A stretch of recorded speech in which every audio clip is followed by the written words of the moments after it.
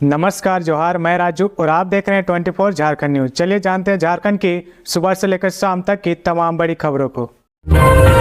मुख्यमंत्री हेमंत सोरेन की याचिका पर 15 सितंबर को सुप्रीम कोर्ट में होगी सुनवाई। ईडी की कार्रवाई को बताया गैर कानूनी। मुख्यमंत्री हेमंत सोरेन की ओर से ईडी के समन के खिलाफ सुप्रीम कोर्ट में दायर याचिका की सुनवाई की तारीख तय हो गई है। इस याचिका पर 15 सितंबर को सुनवाई होगी। जमीन घोटाले मामले में ईडी ने सीएम हेमंत सोरेन को सुनवाई के लिए बुलाया था।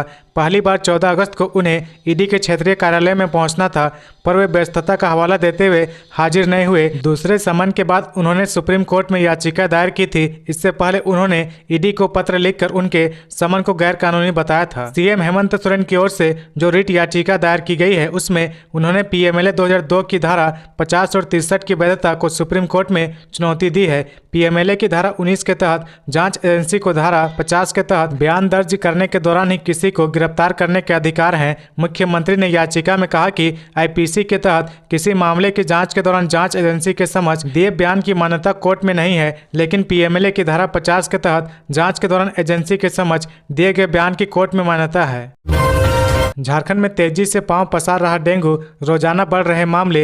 रिम्स और गढ़वा में एक मरीज की मौत। डेंगू का डंक फैलता जा रहा है। सोमवार को राज्य में 2 जगहों में डेंगू पीड़ित या इसके लक्षण पाए जाने वाले 2 मरीजों की मौत की सूचना है। हालांकि सरकारी आंकड़ों में ये मौत शामिल नहीं है। महुदा के लाल बंगला न्यू कॉलोनी निवासी 53 वर्षीय भवानी दास की मौत रांची के रिम्स में रविवार की शाम इलाज के क्रम में हो गई। वे डेंगू से पीड़ित थे। पहले उनका इलाज स्थानीय चिकित्सक से कराया गया। तबियत में सुधार नहीं होने पर धनबाद के पाटलिपुत्र नर्सिंग होम में भर्ती कराया गया, जहां से डेंगू की पुष्टि हुई। वहां से डॉक्टरों ने उन्हें बेहतर इलाज के लिए रिम्स रेफर कर दिया था। शुक्रवार को ही उन्हें रिम्स में भर्ती कराया गया था, जहां रविवार की शाम उनकी मौत हो गई।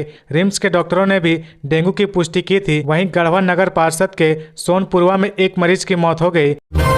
झारखंड यूनिवर्सिटी एक्ट में होगा संशोधन, अब असिस्टेंट प्रोफेसर भी बन सकेंगे एचओडी। सरकार जल्द ही झारखंड विश्वविद्यालय अधिनियम में संशोधन करने जा रही है। इसके लागू होते ही बिहार की तर्ज पर झारखंड के स्टेट यूनिवर्सिटी में जल्द ही असिस्टेंट प्रोफेसर विभागाध्यक्ष बन सकेंगे। इसके लिए असिस्टेंट प्रोफेसर के पास 5 साल का टीचिंग एक्सपीरियंस और पीएचडी डिग्री होना जरूरी है। अगर असिस्टेंट प्रोफेसर के पास पीएचडी डिग्री नहीं है तो संबंधित स्ट्रीम के डीन को एचओडी का प्रभार मिल जाएगा। साथ ही एचओडी का कार्यकाल 2 साल से बढ़ाकर अब 3 साल हो जाएगा। विश्वविद्यालय के अधिनियम में संशोधन के लिए डॉक्टर श्यामा प्रसाद मुखर्जी यूनिवर्सिटी ने प्रस्ताव का ड्राफ्ट तैयार कर लिया है। 13 सितंबर को कुलपति डॉक्टर तपन कुमार सोंडेली की अध्यक्षता में होने वाली सिंडिकेट की बैठक में इसे स्वीकृति दी जाएगी। ड्राफ्ट पर राज्य कैबिनेट की मोहर लगने के बाद राज्यपाल सह कुलाधिपति से सहमति ली जाएगी। इसके बाद गजट में प्रकाशन के साथ ही संशोधित विश्वविद्यालय अधिनियम लागू हो जाएगा। मिली जानकारी के अनुसार अभी विश्वविद्यालय अधिनियम के अनुसार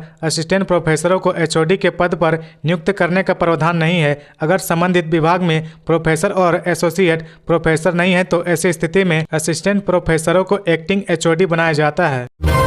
3 दिन तक भारी बारिश की संभावना। रांची सहित राज्य के इन हिस्सों में होगी बारिश। मौसम विभाग ने जारी किया अलर्ट। झारखंड में 13 सितंबर से लेकर 15 सितंबर तक बारिश की संभावना जाहिर की गई है। इस दौरान मौसम विभाग ने लोगों से सतर्क रहने की अपील की है। इन 3 दिनों में राज्य के कई हिस्सों में गरज के साथ बारिश होगी। कई इलाकों में वज्रपात को लेकर भी चेतावनी जारी की गई है। सोमवार की देर शाम को मौसम विभाग ने येलो अलर्ट जारी करते हुए लोगों से सावधान रहने की अपील की है। रांची में मौसम विभाग के वैज्ञानिक अभिषेक आनंद ने 13, 14 और 15 सितंबर को भारी वर्षा की चेतावनी जारी की है। उन्होंने बताया कि 13 सितंबर को राज्य के दक्षिणी तथा मध्य भाग रांची, रामगढ़, बोकारो, खूंटी, गुमला, सिमडेगा, पश्चिमी सिंहभूम, पूर्वी सिंहभूम और सरायकेला खरसावां में बारिश हो सकती है। 14 सितंबर को दक्षिण पश्चिम तथा मध्य भाग में बारिश होगी। इसमें रांची, लोहरदगा, गुमला, खूंटी, सिमडेगा और पश्चिमी सिंहभूम शामिल है। 15 सितंबर को राज्य के पश्चिमी तथा मध्य भागों में 8 जिलों को छोड़कर सभी जिलों में भारी वर्षा की संभावना है। आगे बढ़ने से पहले अगर अभी तक आपने इस चैनल को सब्सक्राइब नहीं किया तो प्लीज सब्सक्राइब कर ले, जिससे आपको झारखंड की हर छोटी से बड़ी खबर की अपडेट आप तक पहुंचता रहे। झारखंड में महिलाओं के लिए सरकारी नौकरी का मौका। जेएसएससी ने लेडीज सुपरवाइजर की भर्ती के लिए जारी की अधिसूचना। झारखंड लेडीज सुपरवाइजर भर्ती 2023 के लिए ऑनलाइन आवेदन 26 सितंबर से शुरू होगा और 25 अक्टूबर की आधी रात को समाप्त होगा। नोटिफिकेशन के मुताबिक परीक्षा शुल्क जमा करने की आखिरी तारीख 27 अक्टूबर है। अनुसूचित जाति और अनुसूचित जनजाति के लिए परीक्षा शुल्क 50 रुपये है, जबकि दिव्यांग अभ्यर्थियों से कोई शुल्क नहीं लिया जाएगा और सामान्य वर्ग के लिए 100 रुपये परीक्षा शुल्क है। सामान्य श्रेणी की पोस्टिंग के लिए 187 सीटें, एसटी पदों के लिए 101, एससी के लिए 35, बीसी 1 के लिए 42, बीसी 2 के लिए 35 और ईडब्ल्यूएस के लिए 44 सीटें उपलब्ध है। वहीं पद पर चयन के लिए उम्मीदवारों को 3 पेपर देने होंगे। ये तीनों पेपर 3 शिफ्ट में आयोजित किए जाएंगे। इनमें भाषा, जनजाति और क्षेत्रीय भाषाएं और तकनीकी विषय शामिल है। झारखंड में डेंगू के 302 संदिग्ध मरीज मिले।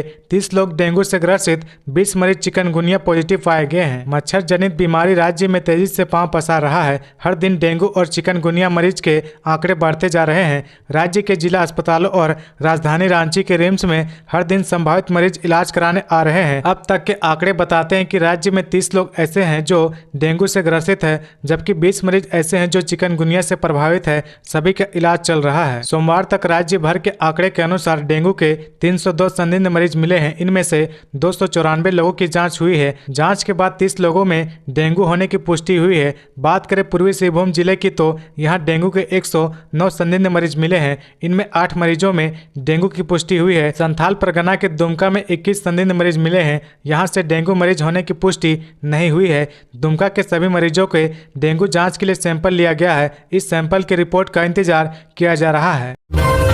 बाघमारा विधायक ठुल्लू महतो की मां का निधन। कोयलांचल क्षेत्र में शोक की लहर। बाघमारा विधायक ठुल्लू महतो की मां रुकबा महताइन का मंगलवार की सुबह करीब 7 बजे अशरफी हॉस्पिटल धनबाद में निधन हो गया। पूरे कोयलांचल क्षेत्र में शोक की लहर है। निधन की खबर सुनकर काफी संख्या में कार्यकर्ता और उनके परिवार के लोग अस्पताल पहुंच गए हैं और कहा भगवान उनकी आत्मा को शांति दे। बताया जा रहा कि ठुल्लू महतो की मां को 2 दिन पहले ही अशरफी हॉस्पिटल धनबाद में भर्ती कराया गया था। लंबे समय से बीमार चल रही थी।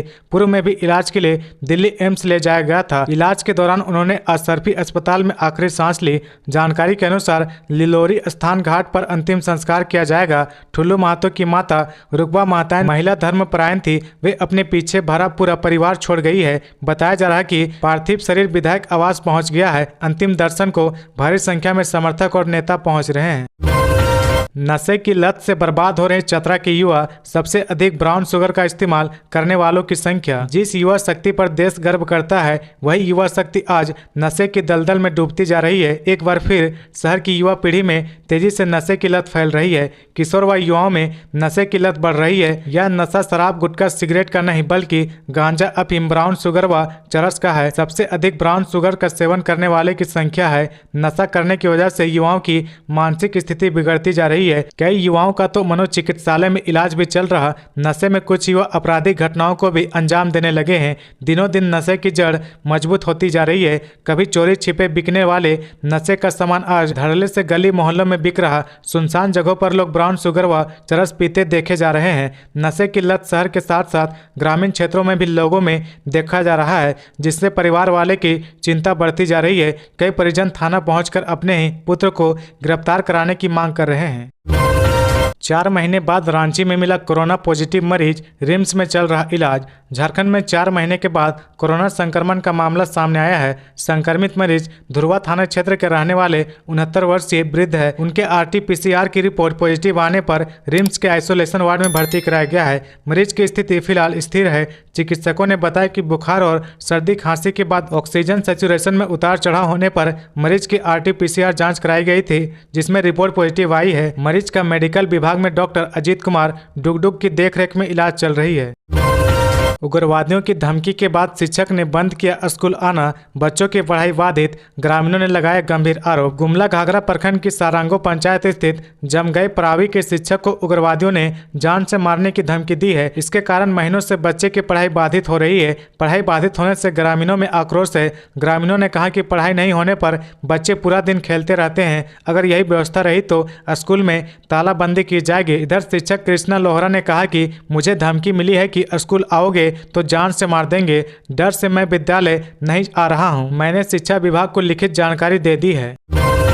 150 साल में पहली दफा गिरिडीह से चली सीधी ट्रेन रांची के लिए इंटरसिटी एक्सप्रेस का उद्घाटन। गिरिडीह जिले के वासियों को केंद्र की मोदी सरकार ने तोहफा दिया है। तोहफा गिरिडीह रांची इंटरसिटी एक्सप्रेस के तौर पर दी गई है। मंगलवार को इस ट्रेन को केंद्रीय शिक्षा राज्य मंत्री सह कोडरमा की सांसद अन्नपूर्णा देवी ने हरी झंडी दिखाकर रवाना किया है। इस कार्यक्रम में गिरिडीह सांसद चंद्र प्रकाश चौधरी, गिरिडीह विधायक सुदीप कुमार, बरही विधायक अमित यादव, जमुआ विधायक केदार हाजरा और गांडे विधायक सरफराज अहमद भी मौजूद थे। इससे पहले भारतीय रेल द्वारा एक कार्यक्रम का आयोजन हुआ जिसमें वक्ताओं ने कई महत्वपूर्ण बातें से वहां मौजूद लोगों को अवगत कराया। विष्णु अग्रवाल की जमानत याचिका पर ईडी ने दाखिल किया जवाब। बुधवार को होगी बेल पर सुनवाई। जमीन घोटाले में आरोपी व्यवसायी विष्णु अग्रवाल की जमानत याचिका पर ईडी के विशेष अदालत में सुनवाई हुई। इस दौरान ईडी की ओर से जवाब दाखिल किया गया। इसके बाद कोर्ट ने सुनवाई की अगली तारीख बुधवार यानी 13 सितंबर को निर्धारित की है। बता दें कि पिछली सुनवाई के दौरान कोर्ट ने विष्णु अग्रवाल की बेल पर ईडी से जवाब मांगा था, जिसके बाद ईडी की ओर से जवाब दाखिल कर दिया गया है। उल्लेखनीय है कि व्यवसायी विष्णु अग्रवाल को जमीन घोटाले मामले में ईडी ने 31 जुलाई को गिरफ्तार किया था। 355 करोड़ से होगा हटिया रेलवे स्टेशन का पुनर्विकास, कई सुविधाएं होगी उपलब्ध। भारत सरकार की अमृत भारत स्टेशन योजना के तहत रांची रेल मंडल के 15 रेलवे स्टेशनों का पुनर्विकास होगा। हटिया रेलवे स्टेशन के पुनर्विकास के लिए 355 करोड़ रुपए आवंटित किए गए हैं। नया स्टेशन भवन 10,200 वर्ग मीटर क्षेत्र में होगा। आगमन और प्रस्थान गेट अलग अलग होगा। एयर कॉनकोर्स का भी निर्माण किया जाएगा। शहर के दोनों किनारों का एकीकरण करते हुए रेलवे ट्रैक के पूर्व और पश्चिम दोनों स्टेशन बिल्डिंग बनाए जाएंगे। रेलवे स्टेशन के दोनों तरफ सर्कुलेटिंग क्षेत्र में सुधार व पर्याप्त पार्किंग सुविधाएं रहेंगी। इसके अलावा बड़ा सा कॉन्कोर्स का निर्माण किया जाएगा। एक ही स्थान पर विश्व स्तरीय और यात्री सुविधाओं के साथ साथ रिटेल शॉप, कैफेटेरिया व मनोरंजन की सुविधाएं उपलब्ध होगी। स्टेशन परिसर में बड़ा सा प्रतीक्षालय, executive lounge, business meeting area के साथ साथ बेहतर यात्री सूचना प्रणाली एवं यात्री संबंधी सभी प्रकार की जानकारी के लिए साइन बोर्ड और डिजिटल डिस्प्ले बोर्ड लगाए जाएंगे। यात्रियों की सुविधा के लिए स्टेशन पर पर्याप्त FOB लिफ्ट और एक्सलेरेटर का निर्माण किया जाएगा। दिव्यांगों के लिए भी सभी सुविधाएं उपलब्ध होंगी। ट्रांसजेंडरों को आरक्षण पर मिली जुली प्रतिक्रिया, किन्नरों को ओबीसी आरक्षण में कई प्रकार की खामियां। राज्य सरकार द्वारा ट्रांसजेंडरों यानी किन्नरों को आरक्षण का लाभ लेने के निर्णय का ट्रांसजेंडरों ने इसे स्वागत योग्य कदम बताया, परंतु इसमें कई प्रकार की त्रुटियां भी सामने आई है। इन्हीं सब विषयों को लेकर रांची नगर निगम के नगर आयुक्त से ट्रांसजेंडरों की एक समूह ने भेंट की है। ट्रांसजेंडरों के समर्थन में समाज सेवी भी रही है। ओबीसी में आरक्षण दिए जाने को लेकर ट्रांसजेंडरों का कहना है कि आरक्षण को लेकर ट्रांसजेंडरों का वैसा समूह जो पढ़ा लिखा है वो इसका विरोध कर रहा है, क्योंकि ओबीसी में आरक्षण मिलने से हमारे ट्रांसजेंडरों के समूह को विशेष लाभ नहीं मिल पाएगा। हमारे अस्तित्व के लिए सरकार की ओर से क्षैतिज आरक्षण की व्यवस्था होनी चाहिए। वहीं उनके समर्थन में आई समाज सेवी का कहना है कि ट्रांसजेंडर सभी जातियों से आते हैं, इन्हें विकलांग कोटा के तर्ज पर ट्रांसजेंडरों की अलग आरक्षण की व्यवस्था की जानी चाहिए। सबसे पहले ट्रांसजेंडरों के लिए मेडिकल बोर्ड की व्यवस्था होनी चाहिए, क्योंकि अभी तक इसका गठन नहीं हो पाया है। कोई भी अपने आप को ट्रांसजेंडर साबित कर देगा। चिट फंड व नॉन बैंकिंग कंपनियों द्वारा ठगे गए रुपए को लेकर झारखंड हाईकोर्ट में सुनवाई। झारखंड हाईकोर्ट ने चिट फंड व नॉन बैंकिंग कंपनियों के द्वारा निवेशकों से ठगे गए अरबों रुपए लौटाने को लेकर दायर जनहित याचिका पर सुनवाई हुई।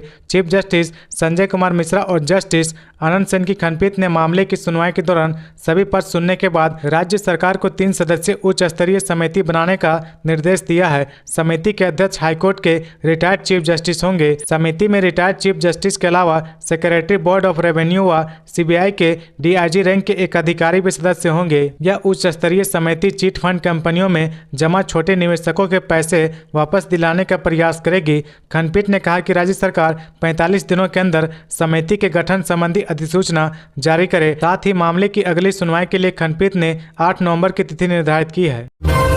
बाबूलाल के राजनीतिक सलाहकार को खतरा, डीजीपी से मांगी सुरक्षा। भाजपा प्रदेश अध्यक्ष मुख्य सचिव को लिख चुके 4 चिट्ठी, रांची एसएसपी बोले मामला संज्ञान में नहीं। झारखंड भाजपा के प्रदेश अध्यक्ष बाबूलाल मरांडी के राजनीतिक सलाहकार सुनील तिवारी के जान का खतरा बताते हुए मुख्य सचिव को ईमेल भेजा, सुरक्षा की गुहार लगाई। बाबूलाल मरांडी ने सुनील तिवारी के ईमेल पर भेजी गई चिट्ठी को पुलिस महानिदेशक को फॉरवर्ड किया। बाबूलाल मरांडी ने पुलिस महानिदेशक को 14 अगस्त 2023 को सुनील तिवारी की सुरक्षा के संबंध में मुख्य सचिव को भेजी गई चिट्ठी भी डीजीपी को लिखी। इस चिट्ठी को अगर जोड़ दे तो बाबूलाल मरांडी ने अब तक सुनील तिवारी की सुरक्षा को लेकर 5 चिट्ठी लिख चुके हैं। 4 चिट्ठी मुख्य सचिव को संबोधित करते हुए लिखी है और एक ईमेल पुलिस महानिदेशक को भेजा। बाबूलाल कहते हैं इन चिट्ठियों का कोई जवाब तक उन्हें नहीं मिला है। बाबूलाल मरांडी ने मुख्य सचिव को लिखी चिट्ठी में कहा कि उनके पत्र का जवाब भी सरकारी अधिकारी नहीं देते हैं। सुनील तिवारी की सुरक्षा के संबंध में रांची एसएसपी चंदन सिन्हा ने कहा, अब तक इस संबंध में कोई चिट्ठी मेरे पास नहीं पहुंची है, मामला मेरी संज्ञान में नहीं। पश्चिमी सिंहभूम के गोइलकेरा में आईईडी विस्फोट, ट्रैक्टर क्षतिग्रस्त, 2 घायल। पश्चिमी सिंहभूम जिले के गोइलकेरा थाना क्षेत्र स्थित कोयडा गांव के पास नक्सलियों द्वारा लगाए गए आईईडी की चपेट में आकर एक ट्रैक्टर क्षतिग्रस्त हो गया। ट्रैक्टर हाथीबुरु सीआरपीएफ कैंप के लिए सामग्री लेकर जा रहा था। इस घटना में ट्रैक्टर का चालक व खलासी गंभीर रूप से घायल हो गया है। घटना के संबंध में बताया गया कि सीआरपीएफ जवानों के लिए सामग्री लोड कर हाथीबुरु कैंप जा रहा ट्रैक्टर का पहिया आईईडी के ऊपर चढ़ गया, जिससे जोरदार विस्फोट हुआ। इस घटना में ट्रैक्टर चालक बबलू बोत्रा व खलासी लोबो गोप गंभीर रूप से घायल हो गए हैं। दोनों को सोनवा पुलिस व सीआरपीएफ की मदद से इलाज के लिए सामुदायिक स्वास्थ्य केंद्र सोनवा लाया गया, जहां पर प्रारंभिक इलाज के बाद दोनों घायलों को चक्रधरपुर अनुमंडल अस्पताल रेफर कर दिया गया। चतरा में हाथियों ने फसल, रौंदी और बाइक को कर दिया क्षतिग्रस्त। वन परिक्षेत्र के जंगल में हाथी डेरा जमाए हुए हैं। हाथियों ने डहू गांव में कई एकड़ में लगी फसलों को रौंद कर बर्बाद कर दिया। हाथियों से बचने के लिए भागने के क्रम में 2 ग्रामीण गिरकर चोटिल भी हो चुके हैं, जिसमें राजेश कुमार व अशोक कुमार महतो शामिल है। इस घटना में हाथियों के झुंड ने रामदेव महतो की बाइक को क्षतिग्रस्त कर दिया। घटना से गुस्साए ग्रामीणों ने सोमवार को वन क्षेत्र पदाधिकारी के कार्यालय में पहुंचकर जमकर हंगामा किया। हाथियों के आतंक से निजात दिलाने की मांग की। ग्रामीण वन विभाग से हाथियों को क्षेत्र से खदेड़े जाने, क्षतिग्रस्त फसलों का आकलन करने, मुआवजा का भुगतान करने व वन्य जीवों से सुरक्षा की मांग कर रहे थे। तो ये थी आज की झारखंड की टॉप बड़ी खबरें। इसी तरह झारखंड की हर छोटी सी बड़ी खबर देखने के लिए आप हमारे चैनल 24 झारखंड न्यूज को सब्सक्राइब करके बेल आइकन प्रेस कर ले, जिससे आपको झारखंड की हर छोटी सी बड़ी खबर की अपडेट आप तक पहुंचता रहे। तो आज के लिए बस इतना ही, हमें दीजिए इजाजत, फिर मिलते हैं नेक्स्ट न्यूज में।